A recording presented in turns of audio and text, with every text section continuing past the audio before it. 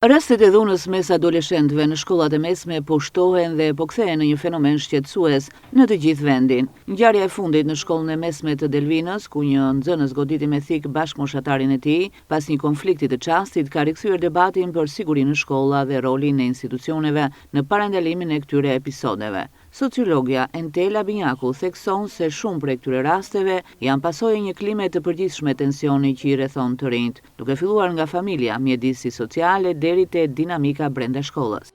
Të tjera shkaqe që i çojnë adoleshentët në këto konflikte kaq të forta lidhen edhe me përdorimin e armëve të ftohta, ku ata në një farë mënyre në thonjza do thoja sikur trimërohen kur ka në dorë një armë të ftohtë që mund të jenë dorezat metalike apo mjetët prerse kështu me radhë. Shkaqe të tjera nga ku burojnë konfliktet midis adoleshentëve do t'i gjehet sidomos tek përdorimi i substancave narkotike. Përdorimi i narkotikëve është një shqetësim shumë serioz në radhët e të miturve tan, adoleshentëve kryesisht, dhe arsye sepse i çojnë në këto rrugë mendoj që lidhen edhe me faktin se ata shpeshherë ndjehen të vënë në lojë prej bashkëmoshatarëve të tyre, shpeshherë ndjehen të papërfillur dhe përdorimi i substancave narkotike është në një farë mënyrë një lloj strehe në thonjza që ata i bën disi të po ashtu në thonjza të rëndësishëm apo që ekzistojnë edhe për pjesën tjetër të grupit të bashkëmoshatarëve. Shkaqe të tjera nga ku burojnë konfliktet janë ato që lidhen kryesisht me aspektin e dukjes. Kjo është një fazë e jetës ku për shumë adoleshentë, veçanërisht për vajza,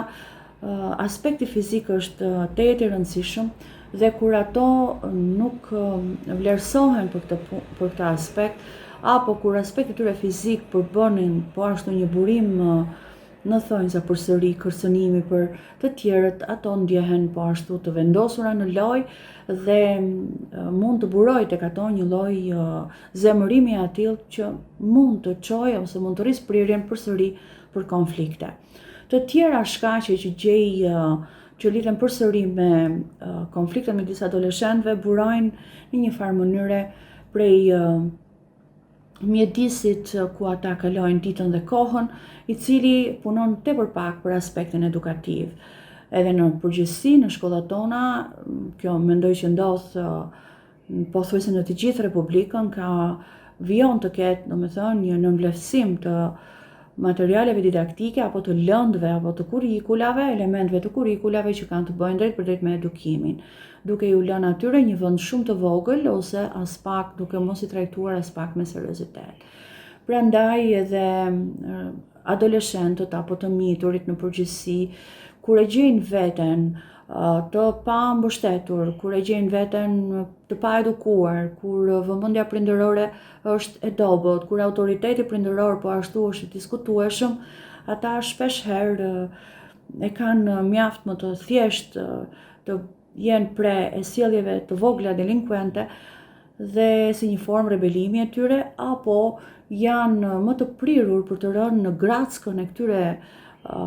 sjelljeve të vogla delinkuente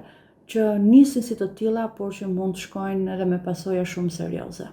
Sipas Binjakut, trajtimi i fenomenit duhet të nisë me vëmendje më të madhe nga stafi i shkollës, i cili duhet të identifikojë sinjalet paralajmëruese si ndryshimet e sjelljes, konfliktet mes grupeve apo izolimin e nxënësve. Fenomeni i dhunës tek të rinj nuk është thjesht problem i shkollës, por i gjithë shoqërisë dhe kërkon veprim të përbashkët për të garantuar një mjedis të sigurt për fëmijët.